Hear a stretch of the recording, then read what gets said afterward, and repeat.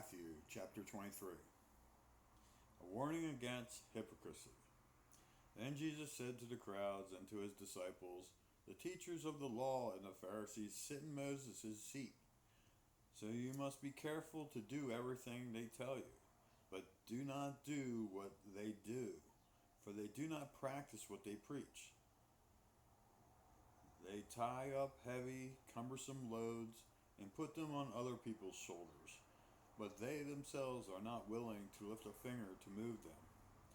Everything they do is done for people to see.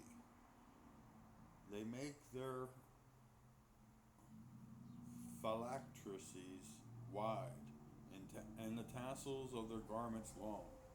They love the place of honor at banquets and the most important seats in the synagogues. They love to be greeted with respect in the marketplaces and be called rabbi by others. But you are not to be called rabbi, for you have one teacher, and you are all brothers. And do not call anyone on earth Father, for you have one Father, and he is in heaven. Nor are you to be called instructors, for you have one instructor, the Messiah. The greatest among you will be your servant. For those who exalt themselves will be humbled, and those who humble themselves will be exalted." 7 woes of the teachers of the law and the Pharisees. Woe to you, teachers of the law and Pharisees, you hypocrites! You shut the door on the kingdom of heaven in people's faces. You yourselves do not enter, nor will you let those enter who are trying to. Woe to you, teachers of the law and Pharisees, you hypocrites! You travel over land and sea to win a single convert. And when you have succeeded, you make them twice as much a child of hell as you are. Woe to you, blind guides! You say, "If anyone swears by the temple, it means nothing. But anyone who swears by the gold of the temple is bound by that oath." You blind fools! Which is greater, the gold or the temple that makes the gold sacred? You also say, "If anyone swears by the altar, it means nothing. But anyone who swears by the gift of the altar is bound by the oath." You blind men!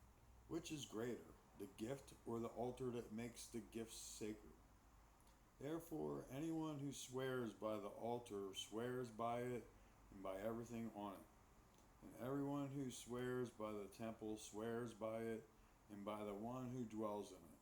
And anyone who swears by heaven swears by God's throne and by the one who sits on it. Woe to you, teachers of the law and Pharisees, you hypocrites! You give 1/10 of your spices, mint, dill, and cumin, but you have neglected the more important matters of the law: justice, mercy, and faithfulness. You should have practiced the latter without neglecting the former. You blind guides! You strain out a gnat but swallow a camel. Woe to you, teachers of the law and Pharisees, you hypocrites! You clean the outside of the cup and dish, but inside they are full of greed and self-indulgence. Blind Pharisee! First clean the inside of the cup and dish, and then the outside also will be clean. Woe to you, teachers of the law and Pharisees, you hypocrites! You are like whitewashed tombs, which look beautiful on the outside, but on the inside are full of bones of the dead and everything unclean. In the same way, on the outside you appear to people as righteous, but on the inside you are full of hypocrisy and wickedness. Woe to you, teachers of the law and the Pharisees, you hypocrites! You build tombs for the prophets and decorate the graves of the righteous. And you say, "If we had lived in the days of our ancestors, we would not have taken part with them in shedding the blood of the prophets." So you testify against yourselves that you are the descendants of those who murdered the prophets. Go ahead then and complete what your ancestors started. You snakes! You brood of vipers! How will you escape being condemned to hell? Therefore I am sending you prophets and sages and teachers.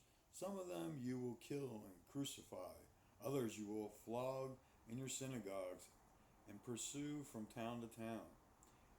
And so upon you will come all the righteous blood that has been shed on earth, from the blood of the righteous, Abel, to the blood of Zechariah, and son of Berechiah,